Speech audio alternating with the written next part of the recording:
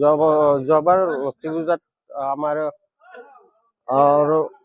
মন্ত্ৰী আৰু আমাৰ স্থানীয় বিধায়ক আছিল ৰঞ্জিত কুমাৰ দাসদেৱে। তেখেতৰ মানে MLA পুঁজিৰ পৰা 10 লাখ টকা অনুদান আগবঢ়াইছিল ইয়াতে।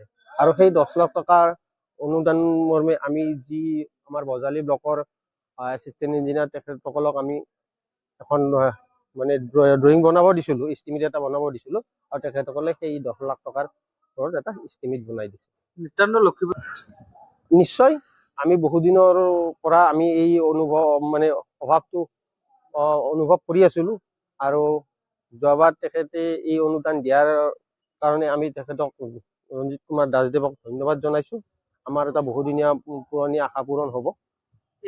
আমাৰ একচুৱেলি আমাৰ যিটো মন আছিল, আমি 10 লাখক ধুনীয়াকৈ যেনেকৈ বনাম বুলি ভাবিছিলোঁ তেনেকৈ বৰ্তমান নহ'ব এই 10 লাখ টকা দি, কিন্তু আৰু ভৱিষ্যতে আমাৰ যিটো এইবাৰৰ স্থানীয় বিধায়ক তেখেতকো আমি অনুৰোধ জনাম, আমাৰ আঞ্চলিক উন্নয়ন সমিতিকো অনুৰোধ জনাম, তেখেতসকলেও আমাক সহায় কৰিম বুলি কৈছে কনষ্ট্ৰাকশ্যন কমিটিক, যেন আমাৰ মনোমত কৰি হ'ব লাগে, মানে ষ্টেজখন তেনেকুৱা মানে আমাৰ ৰাইজৰ মনোমত হ'ব লাগে, তেনেকুৱা কৰি উঠাম বুলি আমি আশা ৰাখিছোঁ।